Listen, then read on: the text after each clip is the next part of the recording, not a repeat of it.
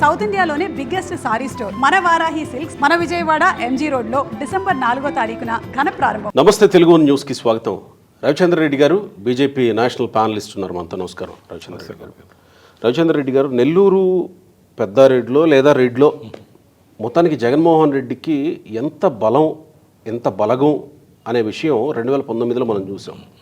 Nellore sweep అవ్వడం వెనుక Nellore Reddy community ఎంత బాగా పనిచేసిందో, ఎంతలా అండగా నిలిచిందో చూసాం. 24 వచ్చేసరికి ఏం జరిగిందో చూసాం. ఒక్కొక్కరిగా విపిఆర్ నుంచి కోటమిరెడ్డి దగ్గర నుంచి ఎలక్షన్స్ తర్వాత మీరు, తర్వాత విజయసాయి రెడ్డి, ఇంకా ఇలా పోతున్న వాళ్ళ లిస్టు ఎక్కువగానే కనపడుతుంది. మర్చిపోయే ఆనం అతిపెద్ద తలకాయ నెల్లూరు నుంచి. ఈ ఇటీవల కాలంలో ఆదాల పేరు కూడా వినబడుతుంది. ఆదాలు కూడా అంత యాక్టివ్గా లేరు అనే పేరు వినబడుతూ ఉంది. ఓవరాల్గా నెల్లూరులో రెడ్లులో అతిపెద్ద నాయకులుగా చెప్పబడుతున్న వాళ్ళంతా ఆనం ఫ్యామిలీ కానీ, విపిఆర్ కానీ, ఆదాల కానీ, కోటమిరెడ్డి కానీ. కోటమిరెడ్డి కూడా మంచి నాయకుడిగా ఎదిగాడు బాగానే, ఏ రాజకీయ నేపథ్యం లేకుండా వచ్చిన మీలాంటి వాళ్ళు.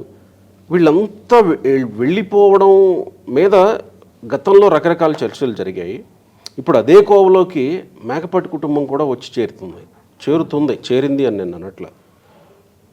రేపు మాపు ఆయన కూడా జగన్మోహన్ రెడ్డిని వదిలి వెళ్ళబోతున్నాడు అనే వార్తలు వినబడుతున్న నేపథ్యంలో అందుకు తగినట్టుగానే ఆయన వ్యాఖ్యలు కూడా జగన్మోహన్ రెడ్డి మారాలి, మార్చుకోవాలి అని ఆయన అభిలాషిస్తున్న నేపథ్యంలో అసలు నెల్లూరు రెడ్లు ఎందుకు జగన్మోహన్ రెడ్డిని వదిలి వెళ్లాల్సిన పరిస్థితి ఇప్పటికీ వస్తుంది? సరే, ఎలక్షన్కి ముందు పోయిన వాళ్ళ పరిస్థితి ఓకే, పోని వాళ్ళు స్వార్థం కోసం పోయారని ఏదో ఒక ముద్ర వేశాడు. కానీ ఇప్పటికీ ఎందుకు వస్తుంది?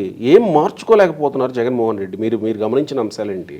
ముఖ్యంగా మేకపాటి రాజమోహన్ రెడ్డి గారితోనే మొదలు పెడదాం. మేకపాటి రాజమోహన్ రెడ్డి గారుతోని, ఆ కుటుంబంతో మాకు బంధుత్వం ఉంది. ఓకే. మొన్న కూడా ఒక ఫ్యామిలీ రిసెప్షన్లో కలిసాం, ఇక్కడే తెలంగాణలో దసపల్లాలో కలవడం. ఓకే. దాదాపు 40 మినిట్స్ మాట్లాడడం, కేబీఆర్లో అప్పుడప్పుడు వాకింగ్లో కలవటం, అలాగే ఆదాల్ గారు కలవటం. అందరి అభిప్రాయం ఈ రోజుకి ఒక్కటే, ఆ రోజైనా ఈ రోజైనా రెడ్లు ఎందుకు వెళ్తున్నారు?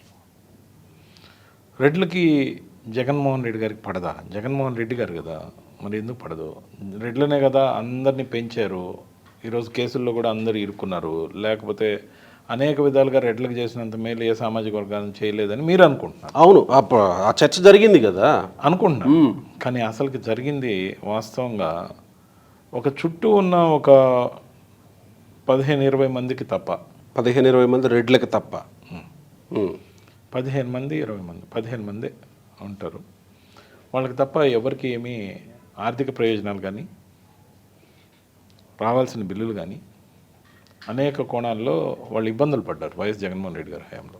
ఎందుకంటే ప్రయారిటీస్ వేరే వైపు పోయాయి, స్కీముల వైపు పోయాయి. కొంతమందికి ప్రాధాన్యత పెంచి మరీ బిల్లులు చెల్లించడం. స్కీముల వైపు పోయాయి అని అంటే మళ్ళీ అందరినీ మీరు ఇబ్బంది పెట్టిన వాళ్ళు అవుతారు కదా. నేను ఇబ్బంది ఏం పెట్టడం లేదు. స్కీముల వైపు పోవడం వేరు, స్కీముల వైపు పోవడం కూడా తప్పేనండి. అవునంటారా గోపి గారు? అడిగిన వారికి, హామీలు ఇచ్చిన వారికి స్కీములు ఇస్తే తప్పలేదు. ఓకే. అన్ని వర్గాలకు స్కీములు ఇస్తే అన్ని వర్గాలకు మనకు ఓట్లు వేస్తారని చెప్పి ఆయన్ని మభ్యపెట్టి ఆ విధంగా డ్రైవ్ చేసి ఏదైతే స్కీములు ఇప్పించారో, ఎలక్షన్ హామీల్లో లానేస్తానికి సంవత్సరానికి 10,000 ఇస్తానుందా? లేదు కదా. నాయి బ్రాహ్మణులకి 10,000 ఇస్తారు. ఆటో డ్రైవర్లకు కూడా, ఆటో డ్రైవర్లకి అసలు హామీ ఉందా? లేదు. పోనీ ఆటో డ్రైవర్లని అనేక మందిని 10,000 తీసుకున్న తర్వాత ఒక సంవత్సరానికే నేను ఎంక్వైరీ చేయడం జరిగింది. వైజాగ్లో, విజయవాడలో, నెల్లూరులో అనేక దగ్గరలో నేను ఎంక్వైరీ చేయడం జరిగింది. ప్రతి దగ్గర ఆటో డ్రైవర్లు ఆ 10,000 తీసుకున్న గ్రాట్యుట్యూడ్ లేకపోగా వాళ్ళు మేము అడిగామా, మాకు ఆ కేసులు లేకుండా రోడ్లు కరెక్ట్గా వేస్తే చాలు, ఓకే, మాకు చలాన్లు రాయకుంటే చాలు, ఇలా రియాక్ట్ అయ్యారే కానీ 10,000 ఇచ్చాడు మేము అడగకపోయినా నెక్స్ట్ ఆయనే రావాలని ఒక్కరు అనలేదు. సరే, ఇక్కడ నేను వస్తున్నా. కేతిరెడ్డి వెంకటరామరెడ్డి కూడా ఒక స్టేట్మెంట్ ఇచ్చాడు. నా ఎస్సీ, నా బీసీ, నా ఎస్టీ, నా మైనారిటీ అని అనడంతో నేను కూడా చెప్పాను కూడా వచ్చింది. అంటే రెడ్లు ఇంత స్వార్థపరులు అనేది కూడా వస్తుందేమో. ఒకటి గుర్తుపెట్టుకోండి సార్, సమాజాన్ని చీల్చడం తప్పు. 2019కి జగన్మోహన్ రెడ్డి గారి ఎలక్షన్ నినాదం కులం చూడం, మతం చూడం, ప్రాంతం చూడం, పార్టీ చూడం, వర్గాలు చూడం, ప్రతి పేదవాడిని ఆదరిస్తా, ప్రతి పేదవాడికి అండగా నిలబడతా అనేది నినాదం. ఓకే. 151 వచ్చాయా? మరి 2024కి విధానం ఎందుకు మార్చుకున్నట్టు?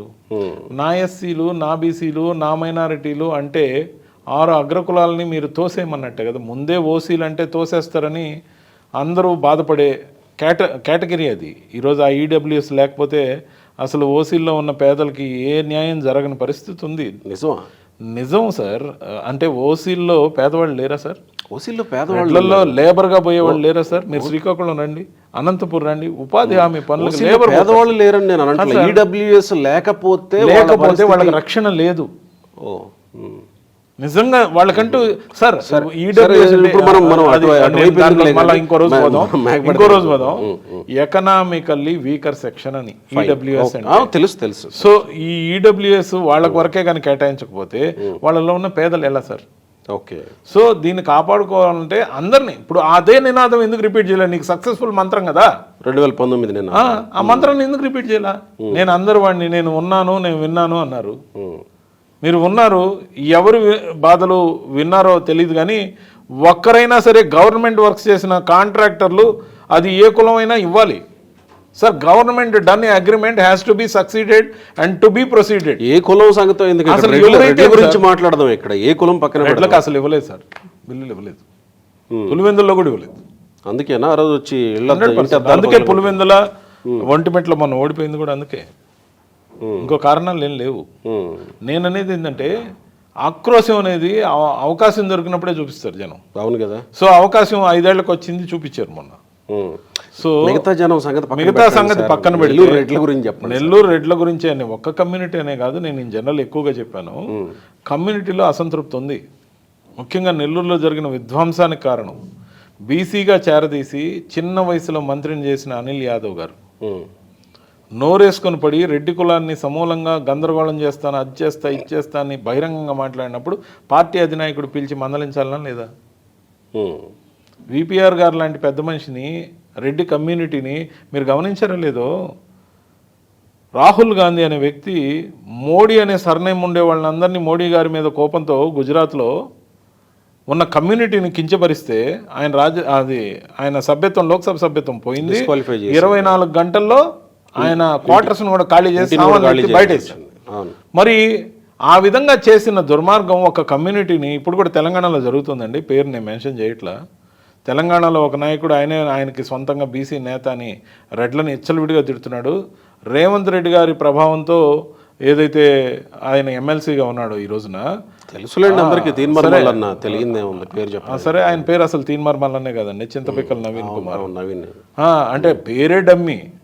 మళ్ళా దాంట్లో ఒక నేను సమాజానికి మంచి మేలు చేసేవాడిని. నువ్వు ఎంతైనా కలర్ ఇచ్చుకో.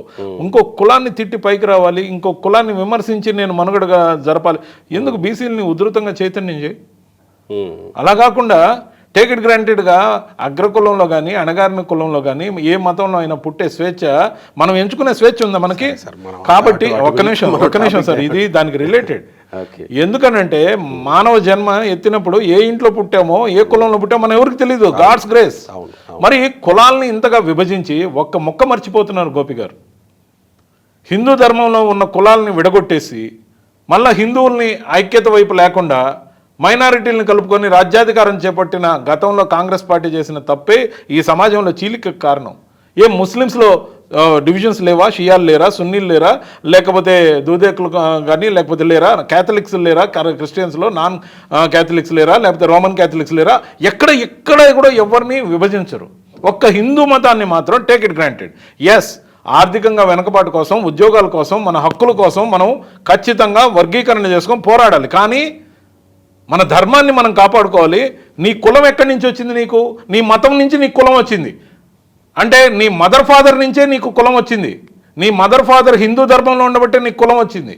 మరి అటువంటి కులాన్ని ఆసరాగా చేసుకొని అమ్మానాలను తిట్టినట్టు మతాన్ని అవమానించి దుర్మార్గమైన ఎత్తుగడలో రెడ్లని ఏకీకృతంగా బీసీల పేరుతో అనిల్ యాదవ్ గారు చేసిన రాజకీయం ఏదైతే నెల్లూరులో జరిగిందో, పేరు చెప్తున్నా, రెడ్లు అందరూ అన్ని పార్టీల్లో వాళ్ళు ఒకటయ్యారు నెల్లూరులో. అంటే రెడ్లకి మంత్రి పదవి ఇవ్వకుండా బీసీకి మంత్రి పదవి లేదు సార్. మంత్రి పదవి ఇచ్చారు. మంత్రి పదవి అనిల్ యాదవ్ గారికే ఇచ్చారు. అనిల్ యాదవ్ రెడ్లకి ఇచ్చారు కదా సార్. ఎవరికి ఇచ్చారు? తర్వాత ఇచ్చారు. అసలు ముందు మంత్రిగా ఉన్నప్పుడు ఎందుకు సార్ తిట్టారు? ఏం చేశారు సార్ మిమ్మల్ని? మిమ్మల్ని అన్యాయం చేస్తే జగన్మోహన్ రెడ్డి గారి క్యాబినెట్లో మీరు కదా సార్ మంత్రిగా ఉన్నారు. అన్ని నియోజకవర్గాల్లో దాదాపు రెడ్లు కదా సార్ గెలిచారు. మరి రెడ్డి కమ్యూనిటీ మీద నువ్వు నోరేసుకుని పడితే ఎలా సార్? తప్పు కదా సార్. వాళ్ళని పక్కన పెట్టి మరీ మీకు ఇచ్చినప్పుడు సార్ పక్కన పెట్టేది ఏంటి సార్? నాయకుడు డిస్క్రిప్షన్, పార్టీ అధినాయకుడు డిస్క్రిప్షన్ ఎవరెవరికైనా ఇవ్వచ్చు. జనరల్ సీట్లలో బీసీలకి ఎస్సీలకి ఇవ్వాలని రాసి పెట్టి ఉంటే మరి వర్గీకరించి సీట్లు ఇది ఎస్సీకి ఇది బీసీకి అని ఎందుకు సార్ ఇచ్చారు? అంటే ఇది ఒక పెద్ద అంశం. కానీ నేను అనేది జనరల్ సీట్లలో కూడా నాయకుడు డిస్క్రిప్షన్ మేరకు 50% పదవుల్లో, నామినేటెడ్ పదవుల్లో అన్ని వాళ్ళకి ఇచ్చినప్పుడు, వాళ్ళని ప్రోత్సహించినప్పుడు నాయకుడు ఆదేశానుసారం అందరం కలిసి పని చేసుకోవాలా. ఎవరికి రాని అవకాశం చిన్న వయసులో కేబినెట్ మంత్రిగా మీకు వచ్చినప్పుడు అత్యంత ప్రాధాన్యమైన శాఖ ఇరిగేషన్ మీకు ఇచ్చినప్పుడు అందరితో ఎంత హుందాగా ఉండాలా.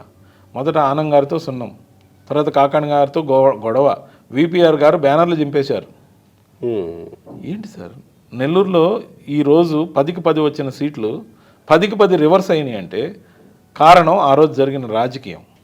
ఆ రోజు రాజకీయాన్ని కానీ అసెంబ్లీలో ఎవరైనా ఎమ్మెల్యేలు, అది ఏ కులపు వారైనా, మరొకరిని ముఖ్యంగా ప్రతిపక్ష నాయకుడైన చంద్రబాబు నాయుడు గారిని కానీ ఆ వైపు బెంచీల్లో ఉన్న వాళ్ళని కానీ యథేచ్ఛగా నోరేసుకొని విచ్చలవిడిగా తిడితే నాయకుడు సమర్థించబట్టే నాయకుడు ఈరోజు పల్సనైపోయాడు.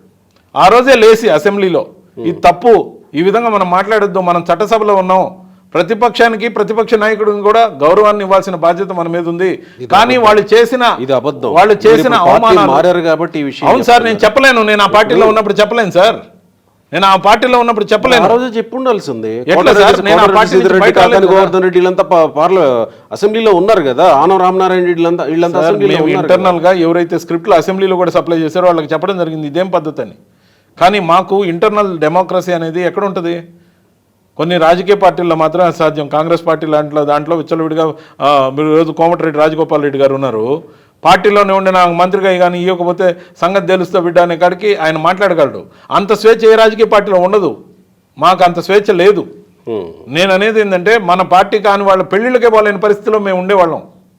సో మేము అనేది ఏంటంటే ఖచ్చితంగా కూడా నాయకుడే ఖండించుంటే, నాయకుడే ఎప్పటికప్పుడు సమన్వయం చేసుకుని ఉంటే ప్రతి నాయకుడికి ఒక విలువ ఉంటుంది. అధినాయకుడి ఆశీర్వాదంతో, గుర్తుతో పార్టీ జెండా మీద గెలిచి ఉండొచ్చు. స్థానికంగా నాయకుడికి కొంత కెపాసిటీ ఉంటుంది. అలా అనుకుంటే ప్రతి దగ్గర ఊరు పేరు లేని, నామరూపాలు లేకుండా, నామకరణం ఎవరిదో తెలియకుండా ఉండే వాళ్ళని పెడితే ఏమవుద్దాం? మన ఎలక్షన్లో చూసాం కదా చాలా దగ్గరలా. నేననేది అభ్యర్థికి సరిజోడిగా సమానమైన కెపాసిటీతో ఉండేవాడిని పోటీకి ఎందుకు పెడతారు అంటే స్థానికంగా కూడా బలం ఉన్న నాయకులను పెట్టాలని. మరి అందరూ నా మీదే గెలుస్తారు, జగనన్న నువ్వే మా జీవితం, జగనన్న నువ్వే మా నమ్మకం అనే స్టిక్కర్లు గోడ కంటించినట్టే ఆ భావజాలాన్ని ఆయన గుండె కంటించారు. ఆ గుండె కంటించినప్పుడు ఏమైంది? ఆయన భ్రమపడ్డాడు, భ్రమలు తొలగిపోయినాయి. ముఖ్యంగా కూడా ప్రతి నాయకుడికి ఒక కెపాసిటీ ఉంటుంది, సెల్ఫ్ రెస్పెక్ట్ ఉంటుంది, కార్యకర్తకి ఆత్మాభిమానం ఉంటుంది. కార్యకర్త పనిచేశాడు అంటే పలకరించాలి. ఎమ్మెల్యేలు వస్తే పలకరించకపోయే, మంత్రులు వస్తే పలకరించకపోయే, ఈ కోటరీ చేసిన డర్టీ డజన్ చేసిన దుర్మార్గాలు అన్నా ఇన్నా నాయకుడితో కనెక్టివిటీ ఉందా? గోడల చాటును దాచిపెట్టేవారు. ఇంట్లో నుంచే ఆఫీసులోకి రావడంటే గోడల మధ్యలో నుంచే రావడం ఏంటి సార్? పబ్లిక్లోకి అయితే వస్తున్నారు కదా. ఒక 5 సంవత్సరాల కాలంలో ఒక నాయకుడు, రాజకీయ పార్టీ అధినేత కేవలం 20 నిమిషాలు పార్టీ కోసం టైం ఇవ్వడం ఎక్కడైనా చూసారా ఈ దేశంలో? ఒక రోజులోనా లేకపోతే ఒక రోజులో కాదు సార్, 5 సంవత్సరాల కాలంలో పార్టీ కోసం పార్టీ ఆఫీస్కు వచ్చింది కేవలం 20 నిమిషాలు. This is a all time record. Can you believe it? ఇంతకు సెక్రటరీ సెంట్రల్ ఆఫీస్కి నేను అనేది, ఇంతకు సెక్రటేరియట్కి ఎన్ని గంటలు పేరు నా దగ్గర లెక్క అయితే లేదు, చాలాసార్లు వెళ్ళారు. కానీ వీలైనంత వరకు సీఎంఓ నుంచే పరిపాలన జరిగింది. కానీ పార్టీ అది కూడా చెప్పండి సార్. సీఎంఓ అంటే ఎక్కడ, అది కూడా చెప్పండి. సీఎంఓ అంటే ఇంటిని అనుకోండి, గోడల మధ్య నుంచి చెప్పండి. ఇంకా సో నేను అదే చెప్తున్నా కదా, ఆ గోడల్లో కూడా మెయిన్ డోర్లో క్యారిడార్లోంచి కూడా వచ్చేది లేదు. ఇంటర్నల్ ప్యాసేజ్ నుంచి వచ్చి ఇంటర్నల్ ప్యాసేజ్ నుంచి వెళ్ళిపోతుంటే 10 మంది కనిపించేది ఇప్పుడు.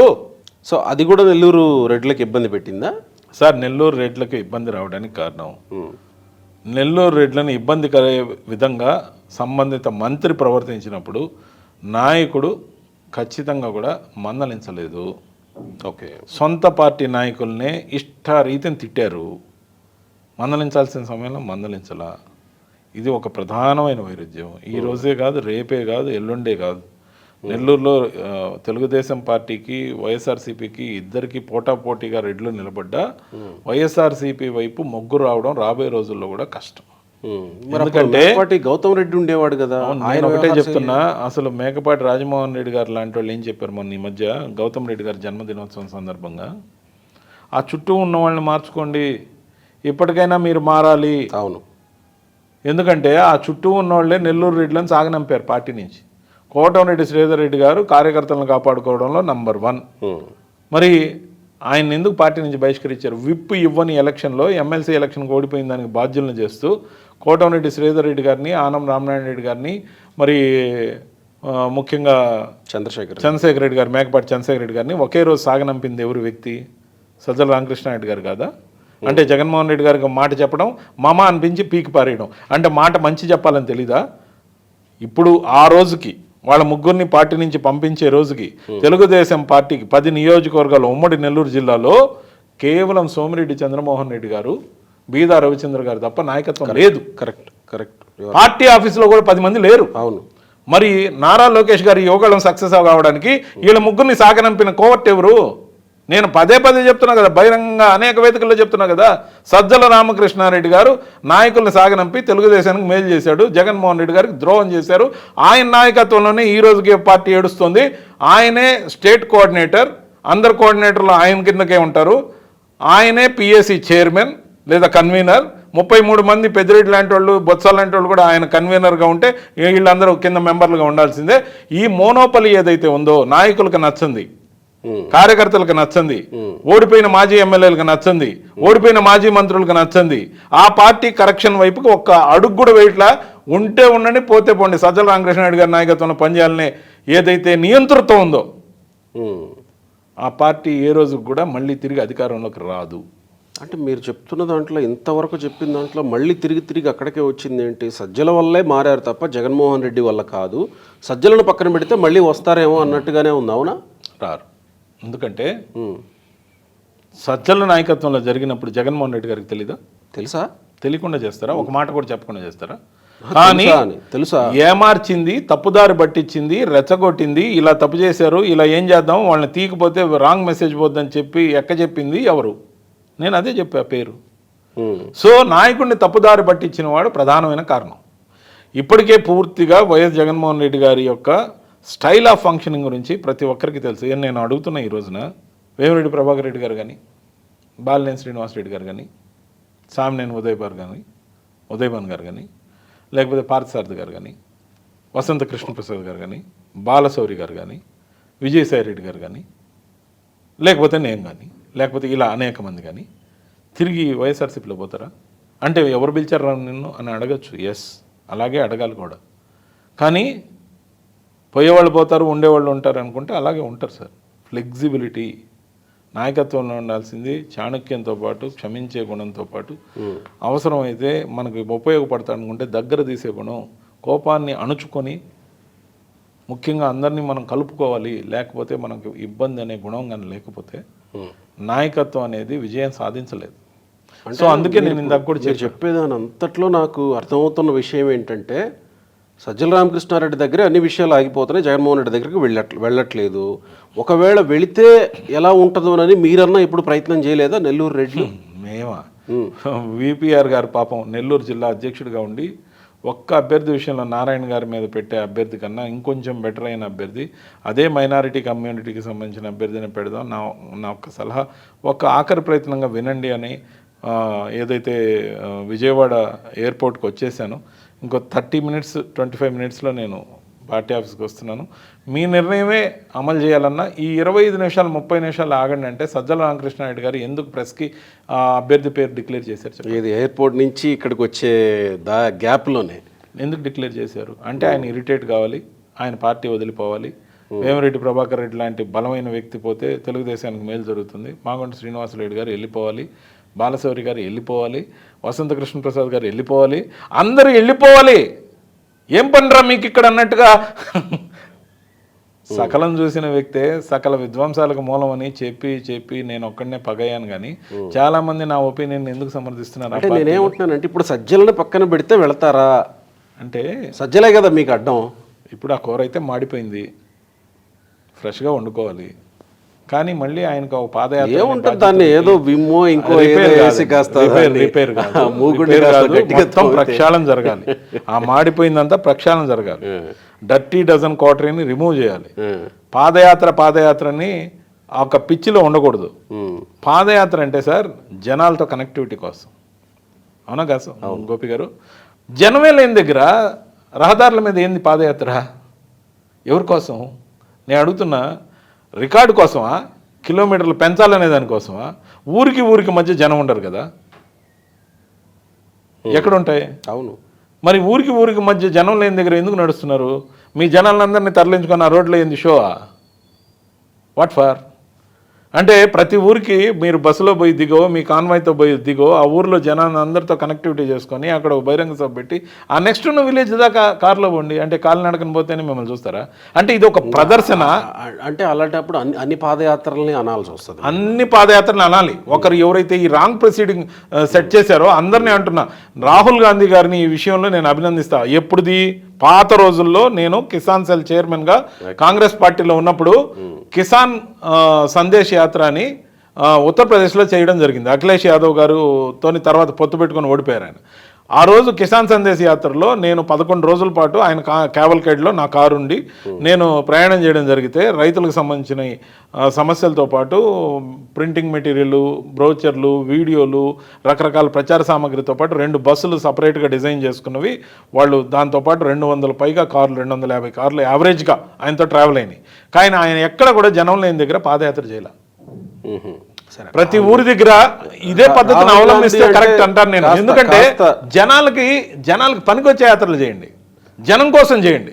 జనం లేని దగ్గర రోడ్లలో ఏది మామూలుగా రోడ్లు దాటేటప్పుడు మనం గొర్రె దాటో లేకపోతే పశువులు పోయేటట్టు గుంపుగా సమూహంగా వేసుకొని జనాలను అవమానించాలని కాదు. కానీ నేను ఆ విధంగా ఎందుకు చేస్తున్నారు యాత్ర? వాటికి కూడా ఒక లక్ష్యం ఉంది. సాయంత్రం అయితే రోడ్డు దాటాలి కాబట్టి రోడ్డు మీద కాసేపు వచ్చి అవి వాటి లక్ష్యం అయిపోతున్నాయి. కానీ మీకేం లక్ష్యం ఉంది? పాదయాత్ర అంటే రికార్డు కిలోమీటర్లు ఇన్ని నేను నడిచేశాను కాబట్టి నాకు ఓటేసేయండి అని. ఇది ఎక్కడిది ఇది? సార్ నన్ను అడిగితే జనం కోసం పాదయాత్ర చేయండి, ఆ సమూహాలతో కలవండి, ప్రతి స్ట్రీట్ కార్నర్లో వాళ్ళతో కూర్చోండి. కనీసం ఇవన్నీ చేసిన తర్వాత అధికారంలోకి వచ్చినప్పుడు ఖచ్చితంగా ఆ ప్రజాప్రతినిధులను కలవండి సార్. ఓకే, జగన్మోహన్ రెడ్డికి మంచి సలహాలే ఇస్తున్నారు. ఆయన్నే కాదు సార్, ఈరోజు చంద్రబాబు నాయుడు గారు అమలు చేస్తున్నారు, చూసి నేర్చుకోమంటున్నా నేను. చంద్రబాబు నాయుడు గారు రోజు మేకపాటికి వచ్చిన కష్టం ఏంటి? ఇప్పుడు మేకపాటికి వచ్చిన కష్టం కాదు, ఏ రాజకీయ నాయకుడికైనా తాను ఉన్న పార్టీ గెలవాలనే కోరిక ఉంటుంది. అవును, మళ్ళీ గెలుస్తాడో లేదో అనే భయం అనేది ఏర్పడుతుందా లేదా? ఏం మారలేదయ్యా, మళ్ళా అదే పనికి మాలిన వాళ్ళందరూ ఉన్నారని నాతో అన్నాడు మా నెల్లూరు స్లాంగ్లో. అవును, ఆయన అట్లనే మాట్లాడుతుంటారు కలిసి అన్నాడు. సరే, దాంట్లో ఎంత ఆవేదన ఉంది. ఆయన ఆ రోజున విజయమ్మ గారితో జగన్మోహన్ రెడ్డి గారితో కలిసి రాజీనామా చేసిన సిట్టింగ్ ఎంపీ. ఆ రోజు టి సుబ్రహ్మణ్యారెడ్డి గారు లాంటి స్టాల్వర్ట్ని 3,53,000 ఓట్ల మెజారిటీతో ఓడించాడు ఆయన. అవును సార్, సిట్టింగ్ కాంగ్రెస్ గవర్నమెంట్ని కిరణ్ కుమార్ రెడ్డి గారు ముఖ్యమంత్రిగా ఉన్నారు. అవును అవును. సో ఆ విధంగా అప్పటి నుంచి కూడా నడుస్తున్న కుటుంబం మరి ఆవేదన ఉండదా? మార్పు రావట్లేదే, మారడం లేదే, అదే అందరూ ఉన్నారే, ఇక పార్టీ మారదా అన్న బాధ అయితే నాకు కనపడింది. ఆయన ఇప్పుడు పార్టీ మారుతారా లేదా, ఆయన ఆ నిర్ణయం తీసుకోవాల్సిన వయసు ఆయనది కాదు కాబట్టి ఆయన పెద్ద మనిషిగా పక్కన ఉంటాడు. కానీ ఆయన ఇప్పుడు వచ్చి ఎలక్షన్ రాజకీయాల్లో పోటీ చేసే ఆలోచన ఉండదు. కానీ ఆయన కుటుంబం రాజకీయ కుటుంబం కదా. ఆయన రకరకాల ప్రత్యేకంగా కడప రెడ్లని దగ్గర పెట్టుకుని నెల్లూరు రెడ్లని దూరం పెట్టినట్టు జగన్మోహన్ రెడ్డి ఎందుకు? అట్లని కాదు, కానీ నేను ఒక ఇంటర్వ్యూలో నేను అన్నాను, వాళ్ళకి ఇచ్చిన ప్రాధాన్యత బయట ఏ జిల్లా రెడ్లకు కూడా ఏర్పడలేదు, కడప రెడ్లకి ఇచ్చినట్టు. ఈరోజు కూడా చూడండి, ఒక పార్టీకి మహా అయితే బీజేపీకి ఆంధ్రప్రదేశ్ మొత్తానికి 4 జనరల్ సెక్రటరీలు ఉన్నారు. వైఎస్ఆర్సీపీ ప్రాంతీయ పార్టీ, దాని విధానాలు దాని విధి విధానాలు వాళ్ళ ఇష్టం. ఒక కడప జిల్లాకి 4 జనరల్ సెక్రటరీలు ఉన్నారు. న్యాయంగా 4 జనరల్ సెక్రటరీలు కడపకి ఇచ్చినప్పుడు ఈరోజున్న 26 జిల్లాలకి నేను చెప్తాను, 26 జిల్లాలకి ఎంతమందికి ఇవ్వాలా? 108కి ఇవ్వాలా? ఒక్కో జిల్లాకి 4 ఇవ్వాలి కదా. ఏ న్యాయంగా? పోనీ ఒకవేళ ఒక దగ్గర 2, ఒక దగ్గర 3 ఇచ్చినా దాదాపు 80 మందికి ఇవ్వాలా జనరల్ సెక్రటరీలు. కడప వాళ్ళకి ఎవరికి ఇచ్చారు? సతీష్ రెడ్డి గారు మొన్న కొత్తగా పార్టీలోకి వచ్చారు, ఆయన జనరల్ సెక్రటరీ. గడికోట శ్రీకాంత్ రెడ్డి గారు ఒక general secretary, next Sajjala Ramakrishna Reddy గారు general secretary, state coordinator, PSC convenor. ఇక్కడ కూడా సకలమేనా? సకలమే. Okay. Entire party Jaganmohan Reddy గారిని కూడా ఆయనే హ్యాండిల్ చేస్తారనే ఫీలింగ్ ఆయన పార్టీ ఆఫీస్లో కనబరుస్తారు. తర్వాత ఆయన కొడుకే మీడియా హెడ్, మొన్నటి దాకా సోషల్ మీడియా హెడ్, సాక్షిలో ఇప్పుడు సాక్షిలో డిజిటల్. సో మళ్ళా సాక్షిలో ఉన్న ధనంజయ రెడ్డి గారు కానీ, లేకపోతే ఆయన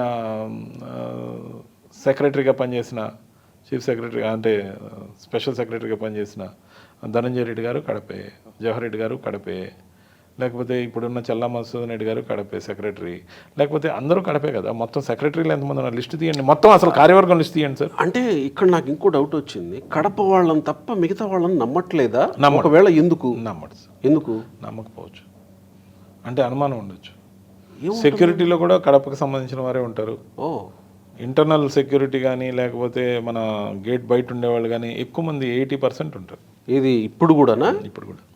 పోనీ కొంపదీసి ఎస్ఎస్జి అని ఒక గ్రూప్ ఏర్పాటు చేసుకున్నారు కదా, అప్పుడు దాంట్లో గురించి నాకు పూర్తిగా తెలియదు. అది రిక్రూట్మెంట్ త్రూ గవర్నమెంట్ రిక్రూట్మెంట్. ఒకటి మాత్రం నిజం, రెడ్లందరూ కడప రెడ్లు వేరయ్యా అనేది వర్తిస్తుంది, ఇంట్లో అనుమానం లేదు. పోనీ మేము ఈరోజు బీజేపీలో కూడా మాకు రెడ్లు ఉన్నారు, అందరూ ఉన్నారు, కానీ వాళ్ళు కూడా ఎందుకు తిడుతున్నారు జగన్మోహన్ రెడ్డి గారిని? అంటే ఎక్కడో ఏదో పొరపాటు ఉంది, దాన్ని సరి చేసుకోలేని విధంగా అది ఆ విధంగా తయారైంది. ఆ కడప రెడ్లలో కూడా అందరూ లేరుగా జగన్మోహన్ రెడ్డి తోటి. ఒక పక్క ఆదినారాయణ రెడ్డి బీజేపీలో, ఇటు కొంతమంది మాధవి రెడ్డి గారు ఎమ్మెల్యే కడప దీని నుంచి గారు ఉన్నారు. చంద్రబాబు గారి యొక్క ఎత్తుగడ ఎలా ఉంటుంది అంటే కడప నుంచే కాదు, పుత్త వాళ్ళు ఉన్నారు, కమలాపురం ఎమ్మెల్యే వాళ్ళు. మీరు గమనించండి ఒక్కసారి, మీరు ఎలాగైనా ఒక జర్నలిస్ట్గా అసలు వైఎస్ఆర్సీపీ యొక్క కార్యవర్గం లిస్ట్ సంపాదించండి.